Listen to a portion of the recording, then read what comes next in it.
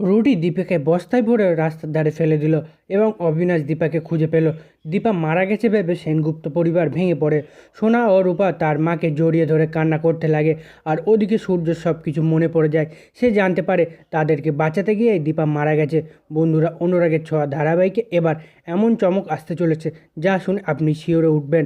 একদিকে দীপা জীবনের ঝুঁকি নিয়ে ছদ্মবেশে পৌঁছে গেলে সূর্যর কাছে, অন্যদিকে রুডির প্ল্যান করে দীপাকে দিল এমন এক ইঞ্জেকশন যাতে ও বেঁচে থেকেও সবাই ভাবে সে মরে গেছে। এখন প্রশ্ন, দীপাকে বাঁচবে? সূর্য কি বুঝতে পারবে দীপা এখনো জীবিত?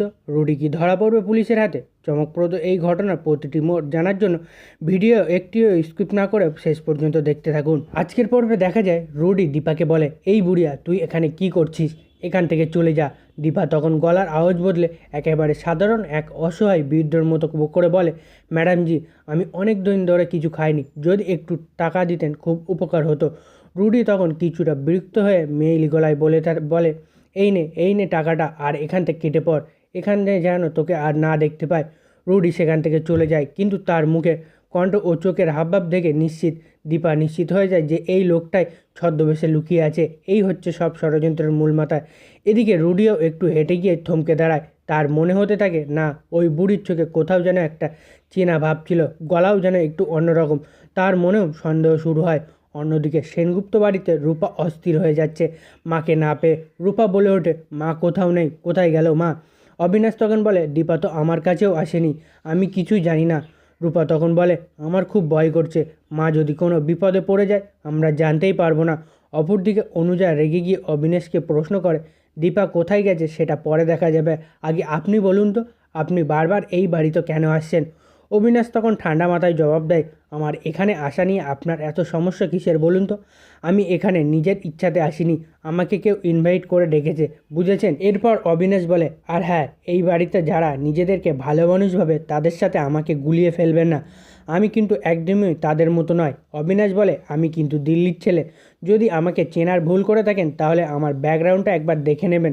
আর হ্যাঁ, এই বাড়ির 2 সদস্য এখনও মিসিং, তাদের খোঁজা এই মুহূর্তে সবচেয়ে বেশি জরুরি। আর মনে রাখবেন, আমি একজন এক্স পুলিশ অফিসার, তাই পরের বার যখন আমার সঙ্গে কথা বলবেন একটু ভেবেচিন্তে বলবেন। অন্যদিকে সোনা বলে ওঠে, আমি তো মাকে বলেছিলাম বাবাকে ফিরিয়ে আনতে, তাহলে কি মা বাবার খোঁজেই বেরিয়েছে? তখন অবিনাশ এগিয়ে আসে লাবণ্যর কাছে। সে বলে, লাবণ্য, তুমি কি আমাকে চেনো? আমার নাম অবিনাশ শর্মা, তোমার ভালো মায়ের আমি খুব ভালো বন্ধু। তোমার সেই ভালো মা তোমার ভালো ছেলেকে খুঁজে আনতে গেছে, কিন্তু জানো তো তোমার ভালো ছেলে একটু অসুস্থ, তোমার ভালো মা তো একা ওকে আনতে পারবে না, তাই না? তাহলে তুমি কি আমাকে বলবে তোমার ভালো মাকে তুমি কোথায় পাঠিয়েছো? তাহলে আমরা গিয়ে তোমার ভালো মা ও ভালো ছেলেকে ফিরিয়ে আনতে পারবো। এই প্রশ্নের উত্তরে লাবণ্য জানিয়ে দেয় সেই জায়গার ঠিকানা যেখানে সূর্যকে বন্দি করে রাখা হয়েছে। অন্যদিকে দেখা যায় রুডি চুপি চুপি সেই গোডাউনের মধ্যে ঢুকে পড়ে, কিন্তু সে জানতেও পারে না তার ঠিক পেছনেই আছে দীপা। দীপা তখন মনে মনে বলে, আমার সন্দেহ ঠিক ছিল, লাবণ্য তুই তোর মাকে ঠিক জায়গায় পাঠিয়েছিস। এই বলে দীপা সাহস করেই ভেতরে ঢুকে পড়ে। অপরদিকে অবিনাশ আর দেরি করে না, বলে ওঠে, আমাদেরকে এখনই যেতে হবে, আর এখনই দীপাকে সাহায্য করতে হবে। তখন রূপা আর সোনাও বলে ওঠে, আমরাও যাব আপনার সঙ্গে, আমরা বাবা মাকে একা ফেলে রাখবো না। কিন্তু অবিনাশ তখন সাবধান করে দিয়ে বলে, না, যত বেশি লোক যাবে তত বেশি বিপদ। আর মনে রেখো, দীপা নিশ্চয়ই সূর্যর কথা মাথায় রেখে আমাদের কিছু জানায়নি, আমাদের খুব সাবধানে যেতে হবে সেখানে। তখন কৃষ্ণ সামনে এগিয়ে এসে বলে, আমিও যাব, খুব সাবধানেই থাকবো, কথা দিচ্ছি। তখন অবিনাশ কিছু না বলে অবশেষে অবিনাশ ও কৃষ্ণ দ্রুত বেরিয়ে পড়ে দীপাকে ও সূর্যকে বাঁচানোর জন্য। অপরদিকে সেনগুপ্ত বাড়িতে হঠাৎ করে এসে হাজির হয় কুন্তলা। তাকে দেখে সোনা অবাক হয়ে জিজ্ঞাসা করে ওঠে, আপনি আবারও এখানে কেন এসেছেন?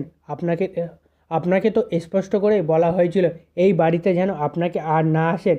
তখন রূপা রেগে গিয়ে বলে, এই মহিলার আবার মান সম্মান বলে কিছু আছে নাকি, যে এত অপমান করা সত্ত্বেও বারবার এই বাড়িতে ফিরে আসছে? কিন্তু কুন্তলা খুব ঠান্ডা গলায় উত্তর দেয়, হ্যাঁ রূপা, আমার মান সম্মান সত্যিই আর কিছু নেই, তোমরা যা ইচ্ছা বলতে পারো, আমি সহ্য করব, কিন্তু এই বাড়িতে বারবার ফিরে আসি কেবল সোনার জন্য। সোনার দিকে তাকিয়ে বলে, সোনা, বাকিরা অপমান আমাকে করতেই পারে, তাদের সাথে আমার কোনো সম্পর্ক নেই, কিন্তু তুমি তো আমার কাছে আপন ছিলে, তোমার সঙ্গে এমন সম্পর্ক ছিল যে আজও সেটা ভুলতে পারিনি। শুধু জানতে এসেছি লাবণ্য ফিরেছে ঠিকই, কিন্তু সূর্য কি এখনও ফিরেছে? তখন তখন রূপা চমকে ওঠে এবং জিজ্ঞাসা করে, আপনি জানলেন কিভাবে যে লাবণ্য ফিরে এসেছে? তখন পাশ থেকে উর্মি এসে বলে যে আমি জানিছি, আসলে কাকিমা আমাকে ফোন করেছিল, তাই আমি বলে ফেলি। তখন তখন কুন্তলা বলে ওঠে, আমি আজ মায়ের পুজো দিয়েছিলাম এই বাড়ির মঙ্গলের জন্য। এই মন থেকেই সূর্য যেন ভালোভাবে ফিরে আসে এই কামনা করে ফুল চড়িয়েছিলাম। সোনা বলে, আমি জানি আপন লোক হারালে কতটা ব্যথা। তুমি ছিলে তো তাই নিজের রক্তের মতো, তাই তো বারবার ফিরে আসি তোমার জন্য। আমার কাছে আর কিসের স্বার্থ থাকতে পারে? আমার তো সব কিছুই শেষ হয়ে গেছে। তখন রূপা সাপ জানিয়ে দেয়, আপনাকে আমাদের ভালো চাওয়ার দরকার নেই, আমরা নিজের ভালো মন্দ নিজেরাই বুঝে নিতে পারবো। এরপর সোনা একদম স্পষ্ট করে জানিয়ে দেয়, আমার বাবাকে নিয়ে চিন্তা করতে হবে না আপনাকে। আমার মা গেছে বাবাকে ফিরিয়ে আনার জন্য, আর যাই হোক না কেন আমি জানি আমার মা বাবাকে ফিরিয়ে আনবেই। তাই প্লিজ এখনই আপনি এখান থেকে চলে যান। এসব কথা শুনে কুন্তলা কিছু না বলে মাথা নিচু করে সেখান থেকে বেরিয়ে পড়ে। অপরদিকে দেখা যায় দীপা আলতো পায়ে নিঃশব্দে ঢুকে পড়ে সেই গোডাউনের ভিতরে। চারপাশে অন্ধকার, ধুলোয় ঢাকা জিনিসপত্র। তার মনে একটাই প্রশ্ন, ডাক্তারবাবু কোথায় আছে, সূর্য কোথায় আছে? দীপা খুব সাবধানে কোনো শব্দ না করে সূর্যকে খুঁজতে শুরু করে। অন্যদিকে গোডাউনের এক গোপন ঘরে সূর্যকে দড়ি দিয়ে বেঁধে রেখেছে রুডি। সূর্য রুডিকে রাগে গর্জে বলে, কে আপনি, কেন আমাকে এইভাবে বেঁধে রেখেছে? রুডি হেসে উত্তর দেয়, চিন্তা করো না ডাক্তারবাবু, এই ইঞ্জেকশনটা একবার পুশ করলে তুমি সব কিছু বুঝে যাবে। এই বলে রুডি সেই ইঞ্জেকশনটা সূর্যের শরীরে দিয়ে দেয়। সূর্য ধীরে ধীরে চেতনা হারিয়ে ফেলে। আর রুডি ঠাট্টা সুরে বলে, কি ডাক্তারবাবু, ঘুম পাচ্ছে তো? ঠিক সেই সময় দীপা খুঁজতে খুঁজতে একটা কার্ডবোর্ডের গাদায় হোঁচট খায়, আর সেই আওয়াজেই কার্ডবোর্ড পড়ে যায়। আওয়াজ শুনে রুডি সন্দেহ করতে শুরু করে। রুডি এগে গিয়ে বলে, এই বুড়িয়া, তুই আবারও এখানে চলে এসেছিস? কিন্তু দীপা আর চুপ করে থাকে না। তার হাতে থাকা শক্ত লাঠিটা নিয়ে এবার রুডির ওপরে ঝাঁপিয়ে পড়ে। একবার, দুবার, তিনবার জোরে জোরে পেটাতে থাকে রুডিকে। রুডি কোনো মতে প্রতিরোধ করতে না পেরে একসময় মাটিতে লুটিয়ে পড়ে। তারপর দীপা দৌড়ে যায় অন্য ঘরের দিকে, যেখানে দেখা যায় সূর্যকে অচেতন অবস্থায় দড়ি দিয়ে বেঁধে রাখা হয়েছে। সে সঙ্গে সঙ্গে দড়ি দিয়ে খুলে বারবার সূর্যকে ডাকতে থাকে, ডাক্তারবাবু ডাক্তারবাবু বলে। সূর্য, আপনি চোখ খোলেন, আমি এসেছি। কিন্তু সূর্য তখনও একেবারে বেহুশ। দীপার কোনো কথার উত্তর দিতে পারে না।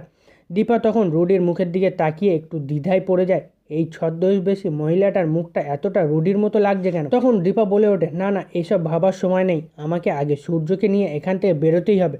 তখন সে এক কোণ থেকে একটা হুইল চেয়ার বের করে আনে, সূর্যকে তাতে বসায় আর সোজা বেরিয়ে পড়ে।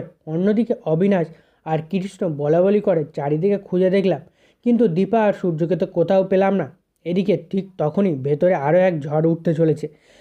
দীপা তখন সূর্যকে হুইল চেয়ারে বসিয়ে বেরিয়ে যাওয়ার প্রস্তুতি নিচ্ছে। তার চোখে মুখে একটাই চিন্তা, ডাক্তারবাবুকে যেভাবেই হোক না কেন এই জায়গা থেকে নিরাপদে বের করতে হবে। কিন্তু ঠিক সেই সময় তাদের পথ আটকে দাঁড়ায় সেই রুডি। রুডি দাঁড়িয়ে হেসে বলে, দীপা, তোকে সূর্যকে দীপা, তোকে সূর্যকে নিয়ে যেতে দেবো ভেবেছিস? তুই পারবি না, এবার তোর শেষ সময় ঘনিয়ে এসেছে। দীপাও আর থেমে থাকে না, রেগে গিয়ে বলে, শয়তান, কে তুই? আজ তোকে আমি শেষ করেই ছাড়বো। দীপা এক ধাক্কায় লাঠিটা তুলে নিয়ে রুডির দিকে তেড়ে যায়। কিন্তু ঠিক তখনই ঘটে যায় মর্মান্তিক ঘটনা। রুডি পকেট থেকে বের করে আনে এক বিশেষ ইঞ্জেকশন। সেই ইঞ্জেকশনটা এক নিমেষেই পুশ করে দেয় দীপার শরীরে। ইঞ্জেকশনটা দেওয়া মাত্রই দীপা ঝাঁকুনি দিয়ে মাটিতে লুটিয়ে পড়ে। তার চোখ খোলা, সে সব কিছু দেখতেও পাচ্ছে, শুনতেও পাচ্ছে, কিন্তু নড়াচড়ার করার কোনো শক্তি নেই। সে যেন জীবন্ত লাশ হয়ে গেছে। রুডি তখন হেসে হেসে বলে, দীপা, তুই এখন ফিনিশ। তোর শরীর নিস্তেজ, মুখে কোনো কথা নেই, চলার শক্তিও নেই। তুই বেঁচে আছিস, কিন্তু কেউ বিশ্বাস করবে না, সবাই ভাববে তুই মরে গেছিস। এটাই তো আমি চেয়েছিলাম। তার পাশে সে সূর্যের দিকে তাকিয়ে বলে, তাকেও আর লাগবে না, যাকে এখানে আনতে চেয়েছিলাম সে তো চলে এসেছে। এখন আমার খেলা শেষ। দীপা কিছু বলতে পারে না, শুধু চোখ দিয়ে দেখছে রুডি কীভাবে সূর্যকে হুইল চেয়ার টেনে নিয়ে বেরিয়ে যাচ্ছে। অন্যদিকে কৃষ্ণ আর অবিনাশ রাস্তা দিয়ে চালিয়ে যাচ্ছে গাড়ি। তখনই হঠাৎ চোখে পড়ে একজন অচেতন মানুষ হুইল চেয়ারে বসে রাস্তার ধারে আছে। তারা গাড়িয়ে থামিয়ে দৌড়ে গিয়ে দেখে এ তো সূর্য। দ্রুত সূর্যকে হসপিটালে তুলে নিয়ে যেতে হবে বলেই অবিনাশ আর সূর্যকে কোলে করে নিয়ে গাড়িতে তোলে। অন্যদিকে খবর পাওয়া মাত্রই সেনগুপ্ত বাড়ির প্রত্যেকে হসপিটালের দিকে ছুটে যায়। লাবণ্য এখনও পুরোপুরি সুস্থ না হয়েও সে হাসপাতালে চলে আসে। প্রবীর রেগে যায়, বলে, লাবণ্য, তুই তো এখনও অসুস্থ, তুই কেন এখানে এলি? লাবণ্য চোখে জল নিয়ে বলে, না দাদুভাই, আমি আসবই, আমার ভালো ছেলেকে আমি দেখব। এরপর সূর্যকে ভর্তি করা হয় হাসপাতালে, তার চিকিৎসা শুরু হয়। এদিকে রূপা তার বাবার হাত থেকে একটা ছোট কাপড়ের টুকরো দেখিয়ে বলে, এটা তো মায়ের শাড়ির আঁচলের টুকরো। রূপা কাঁপা গলায় অবিনাশকে বলে, কাকু এটা আমার মায়ের জিনিস। তাহলে মা কি সূর্যর সাথে দেখা করেছিল? অবিনাশ চিন্তায় পড়ে যায়। তাহলে দীপা ডক্টর সেনগুপ্তর সাথে দেখা হয়েছিল, কিন্তু এখন দীপা তাহলে কোথায়? রূপার চোখে জল চলে আসে। আমার মা কোথায় আছে কাকু? মা ঠিক আছে তো? অবিনাশ তখন শক্ত কণ্ঠে বলে ওঠে, দীপাকে আমরা খুঁজেই বার করব, ওকে না পেলে কিছুই ঠিক হবে না। ঠিক তখনই লাবণ্য সামনে এসে বলে, আমরা যেখানে বন্দি ছিলাম আমি সেই জায়গাটা চিনিয়ে নিয়ে যেতে পারবো, আমি তোমাদের দেখাতে পারবো। তখন অবিনাশ অবাক হয়ে যায়। তুমি এত ছোট মেয়ে লাবণ্য, তুমি কিভাবে এসব চিনে রাখবে? রূপা বলে ওঠে, না কাকু, লাবণ্য পারবে, কারণ লাবণ্য আমাদেরই বোন। প্রবীরও গর্ব করে বলে, হ্যাঁ, লাবণ্য সেনগুপ্তর নাতি, ওর রক্তেই আছে সাহস, বুদ্ধি আর শক্তি, ও ঠিকই পারবে। অবিনাশ এবার আর দেরি না করে সরাসরি পুলিশের কাছে ফোন করে দেয়, আমি আপনাদের একটা লোকেশান পাঠিয়ে দিচ্ছি, দয়া করে পুলিশ ফোর্স নিয়ে সেই জায়গায় পৌঁছে যান, সময় একদমই নেই। এই বলে অবিনাশ, রূপা, লাবণ্য আর কৃষ্ণ রওনা দেয় সেই গোপন জায়গার উদ্দেশ্যে যেখানে দীপাকে আটকে রাখা হয়েছে। এদিকে সূর্য এখনও হসপিটালে অচেতন অবস্থায় আছে। নার্স এসে সূর্যকে ভালোভাবে চেক আপ করে চলে যায়। তারপরেই সবাই ভাবে সূর্য এখনও বিশ্রামে থাকবে, কিন্তু হঠাৎই সূর্য ধীরে ধীরে চোখ খুলে বলে ওঠে, না, আমাকে এখনই যেতে হবে, কেউ আমাকে ডাকছে, ডাক্তারবাবু বলে কেউ যেন আমাকে ডাকছে। এই বলে সে নিজের হাতে স্যালাইন খুলে দিয়ে ধীরে ধীরে হসপিটালের রুম থেকে বেরিয়ে পড়ে। কেউ বুঝতেই পারে না সূর্য চলে গেছে। অন্যদিকে সোনা ঠাকুরের সামনে বসে প্রার্থনা করছে কাঁদতে কাঁদতে, আমার মা বাবাকে ফিরিয়ে দাও, ওদের যেন কিছু না হয়। প্রবীর সান্ত্বনা দিয়ে বলে, দিদিভাই এত তাড়াতাড়ি হার মানিস না, দেখবি সব ঠিক হয়ে যাবে। কিন্তু সোনার মন ভেঙে গেছে। কি হবে দাদু, আমাদের সঙ্গে তো সব সময় খারাপই হয়, এখন বুঝতেই পারছি না কিছু। প্রবীর কাপা গলায় বলে ওঠে, না দিদিভাই, এমন কথা বলিস না, তোর মা পদে পদে অগ্নি পরীক্ষা দিচ্ছে। ঠিক তখনই হসপিটাল থেকে বেরিয়ে যায় সূর্য, কিন্তু কেউ সেটা বুঝতেই পারে না, কেউ সেটা দেখতেও পায় না।